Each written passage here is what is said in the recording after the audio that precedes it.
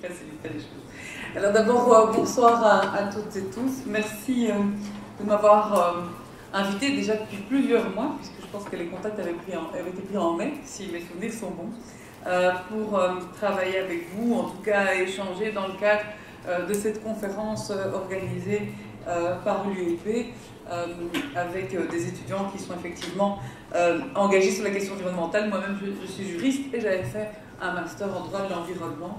Donc je peux comprendre l'intérêt que vous avez à être encore en plus ici ce soir. Contente aussi de pouvoir être une nouvelle fois entourée de jeunes, parfois de moins jeunes, pour discuter de ce défi de société. Samedi dernier, alors que le nom de Paris résonnait en tout cas déjà très douloureusement pour tout le monde et certainement continuera dans les semaines à venir, j'ai organisé une conférence participative au sein de Bruxelles Environnement sur le site de Tour et Taxi avec près de 100 jeunes bruxellois impliqués, et je trouvais que c'était assez réconfortant de par les temps qui couraient au lendemain des attentats, de voir les jeunes qui étaient engagés par rapport certainement à la question climatique, mais engagés de façon générale par rapport aux violences, à l'extrémisme meurtrier et certainement au repli identitaire. Alors, je vais revenir à la thématique du jour.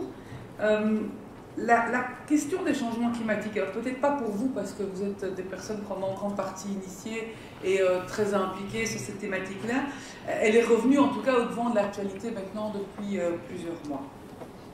Et je dirais qu'on peut s'en réjouir au vu des enjeux que représente la question pour la planète de façon générale, pour les générations futures. Je me souviens d'un moment, parce que j'étais toute jeune ministre de l'Environnement, nommée en juillet 2014, de la mobilisation mondiale qui avait accompagné en septembre 2014, donc il y a un peu plus d'un an, le sommet des chefs d'État à New York. Et je pense que ça avait permis de remettre en tout cas la question au haut de l'agenda.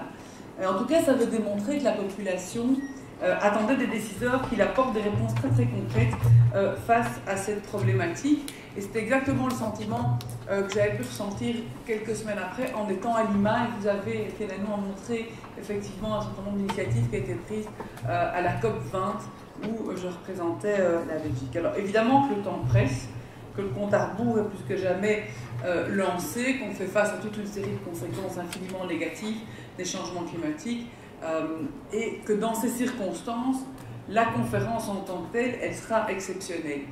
Enfin, j'espère qu'elle le sera, à tout le moins. Je dirais que je voudrais la décliner avec deux adjectifs qui me semblent essentiels en termes de filigrane. C'est le terme global, d'une part, et ambitieux, d'autre part, qui doit vraiment accompagner l'accord pour avoir un vrai changement de paradigme par rapport à toute une série de choses qui vous ont été expliquées ici, et d'une autre manière aussi d'envisager la politique climatique internationale, qui, c'est vrai, représente encore toute une série de dysfonctionnements. Alors pourquoi le terme global? Parce que c'est vrai que vous l'avez très justement cité, ça doit entraîner l'ensemble des pays à prendre des engagements de réduction d'émissions de manière équitable. Équitable, ça veut dire, pour moi en tout cas, conforme à leurs responsabilités, passées, présentes et futures, conforme aussi à leurs moyens, et je pense plus particulièrement aux grands émetteurs de gaz à effet de serre, certainement les États-Unis, mais toute une série de pays émergents comme la Chine, l'Inde, l'Afrique du Sud et le Brésil, et on connaît tous les clivages qui ont existé dans les décennies précédentes sur ces pays-là. Global parce que je pense qu'il est important de parler aussi de manière équilibrée des réductions de gaz à effet de serre et de l'adaptation au changement climatique dans l'accord. On fait face, et vous le savez bien, à une hausse de la température mondiale qui a des conséquences inévitables sur la planète. On doit pouvoir s'y adapter dans les pays les plus vulnérables qui souffrent le plus aussi de cette hausse. Et pour assurer cette adaptation, ces pays qui sont les plus vulnérables ont vraiment besoin d'obtenir du financement international, et c'était une de vos derniers mots tout à l'heure. Global aussi parce que je pense qu'il est fondamental que la communauté internationale dans son ensemble reconnaisse aussi l'importance d'une société civile extrêmement mobilisée dans la mise en œuvre des politiques climatiques. Pour ceux qui seront à Paris d'ici une semaine, vous verrez la mobilisation extrêmement forte au quotidien dans les allées des différentes COP. Et je pense qu'à ce titre, l'accord de Paris doit pouvoir aussi offrir des moyens adéquats aux jeunes aux autorités locales, et c'est fondamental, aux organisations non gouvernementales, je dirais aux jeunes, aux femmes, aux travailleurs, pour qu'ils puissent participer à la construction d'un monde plus durable, et ça peut passer aussi par des actions de financement. Alors ambitieux, pourquoi? Parce qu'il faut un accord compatible aussi avec l'objectif de limiter les réchauffements global à maximum de degrés. Vous connaissez toute la discussion aujourd'hui autour de ce chiffre-là par rapport à la période pré-industrielle, comme s'y a engagé d'ailleurs la communauté à Copenhague en 2009 suite aux travaux du GIEC, pour éviter toute une série d'impacts qui sont très graves et qui sont en tout cas largement démontrés comme irréversibles aujourd'hui à échelle mondiale. Ça suppose des engagements forts de l'ensemble de la communauté internationale, mais de notre pays aussi, et de nos entités régionales, et je vais en venir à la partie qui m'occupe maintenant depuis des mois.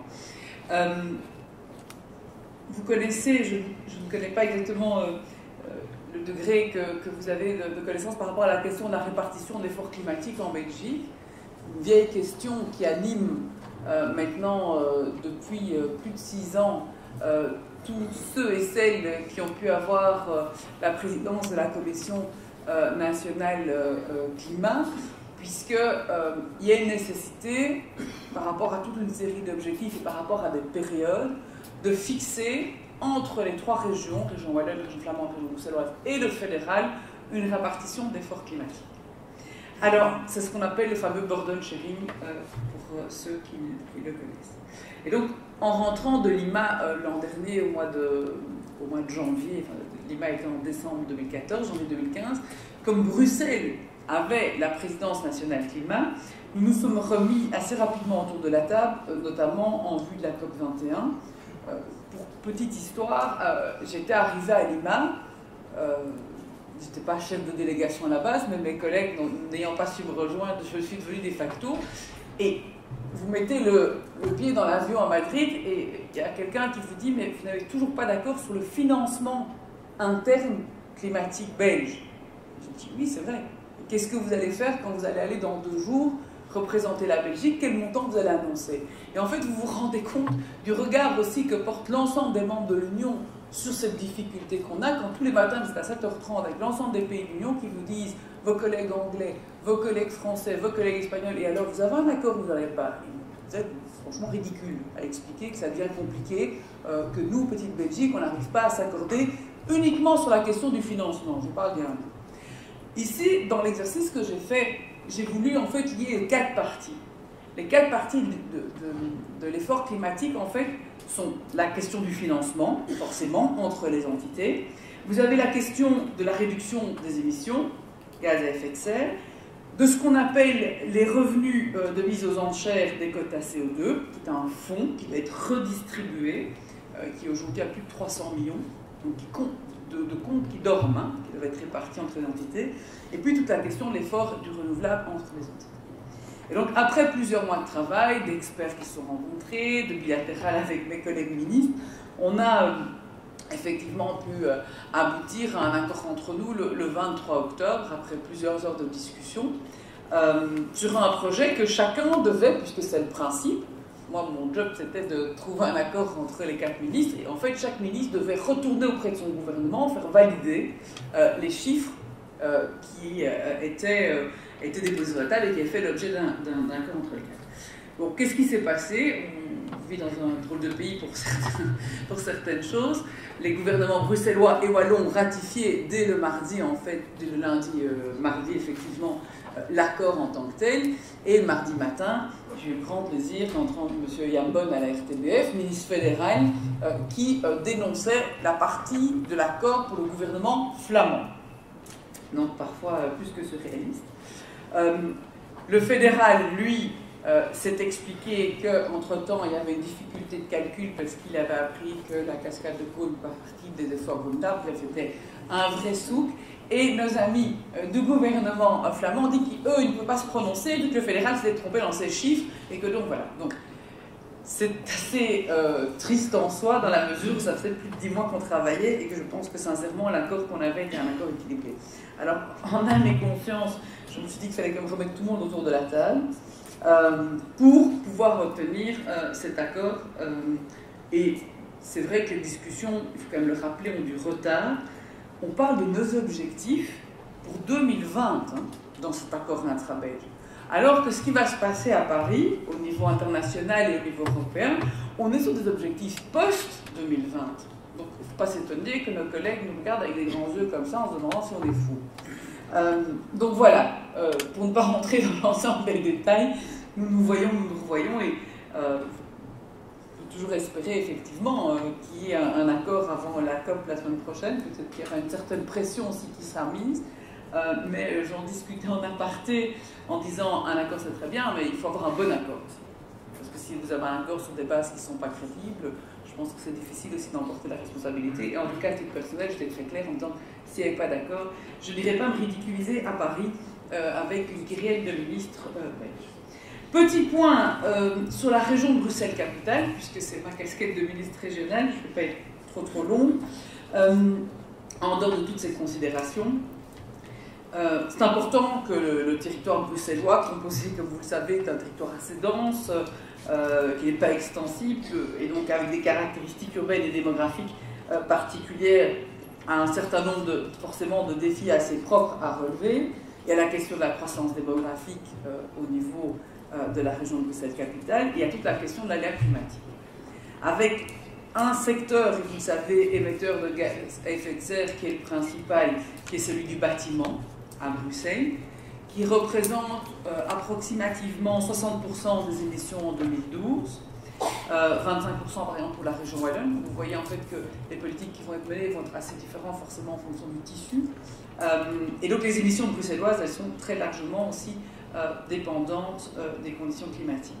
Revenu aussi par habitant bruxellois, qui est le plus bas des trois régions, avec une capacité d'investissement qui est aussi sensiblement moindre par rapport à cette question du bâti, avec aussi une proportion locataire-propriétaire très différente, puisque vous avez 40% de propriétaires en région bruxelloise, 60% de locataires, donc moins qui vont investir spontanément dans leur propre logement. Et donc dans ce cadre-là, on a décidé de travailler sur une politique intégrée dans tous les domaines. Et la politique intégrée, elle a trouvé sa concrétisation sur le plan juridique en 2013 dans le Code bruxellois de l'air, du climat et de la maîtrise de l'énergie. Et le Code bruxellois de l'air, climat et maîtrise de l'énergie prévoit en fait l'adoption d'un instrument qu'on appelle un instrument clé, c'est-à-dire le plan air, climat, énergie. Alors, le processus décisionnel était à l'arrêt en fin de législature précédente. On est en train de travailler à le finaliser maintenant dans les semaines qui viennent en troisième et dernière lecture, il faut 3 lectures devant les gouvernements. Il est ambitieux parce qu'il prévoit notamment en 2025 une réduction des émissions de gaz à effet de serre de 30%, donc on va au-delà des objectifs européens. Je pense qu'il doit être aussi la meilleure preuve que la région bruxelloise, malgré son territoire, malgré une série d'écueils que je vous ai cités, s'inscrit dans une ambition climatique qui est importante. Alors le plan a été soumis à enquête publique, c'était important dans sa deuxième phase. Entre le 1er juin et le 31 juillet de cette année, il y a 150 actions qui y sont déclinées. Vous avez évidemment la question du bâti, vous avez la question des transports, de l'économie, de la consommation durable et de l'adaptation au changement climatique. Il est disponible, si vous le souhaitez, sur le site de Bruxelles Environnement. Vous avez toute une série, évidemment, d'actions. Je vous en cite quelques-unes. C'est toute la question de l'amélioration de la performance énergétique dans les biens qui sont mis en location. C'est à ce titre-là, notamment, que j'ai fait adapter les primes énergie 2016 par rapport, permettant en fait aux propriétaires de pouvoir un accès quand ils étaient conformes à des normes comme la PEBO. Tout l'encouragement des financements alternatifs dans le cadre des rénovations énergétiques avec la question du tiers investisseur. L'encouragement, évidemment, toute la question des alternatives à la voiture individuelle, c'est évidemment les véhicules partagés, la mobilité douce.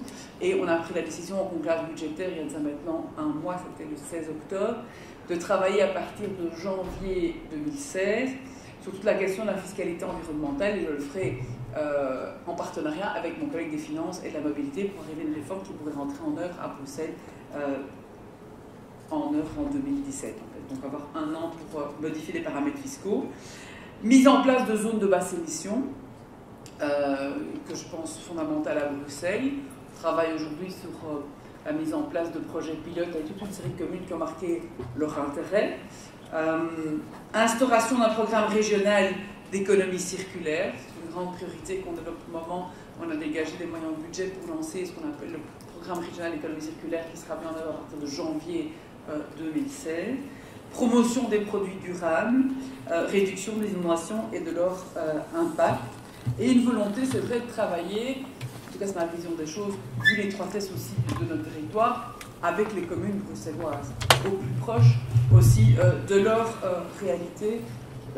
Yvan Mayer est là, mais en tout cas au niveau de la région bruxelloise, on est vraiment en dialogue avec toutes les communes pour leur demander qu'est-ce qu'ils considèrent être en capacité de faire aujourd'hui et comment est-ce qu'on peut les booster aussi dans leur action. Je terminerai avec un tout petit bilan des actions menées par le gouvernement depuis quelques années en matière climatique et énergétique, parce qu'on a toujours eu mais alors. Année 2012 par rapport à l'année référence 1990, sachant que la population bruxelloise aussi a fortement augmenté, 18%. Pour ce qui est de la consommation énergétique, il y a eu une augmentation de la consommation énergétique absolue de 2,7%. Mais si vous comptabilisez la consommation par habitant, il y a une diminution qui s'opère d'un segment de 13%. Émissions de gaz à effet de serre, diminution de 8% aujourd'hui. Et si vous utilisez le paramètre de météo constante, on arrive même en fait à une diminution de 11%. Donc c'était deux illustrations chiffrées simplement pour vous dire que je pense que on est aujourd'hui dans un momentum particulier. J'espère très sincèrement, d'abord qu'il y aura un accord à Paris, qu'il sera effectivement global, ambitieux, mais j'espère surtout qu'en fait, après Paris, l'effort sera poursuivi bien au-delà de la question de la ratification de l'accord s'il intervient, et de vous dire toute la nécessité aussi, grande, petite région ou pas, fédérale ou pas, de continuer de façon importante les efforts, parce que je pense que c'est une des questions pour moi les plus fondamentales pour nos générations et les générations futures.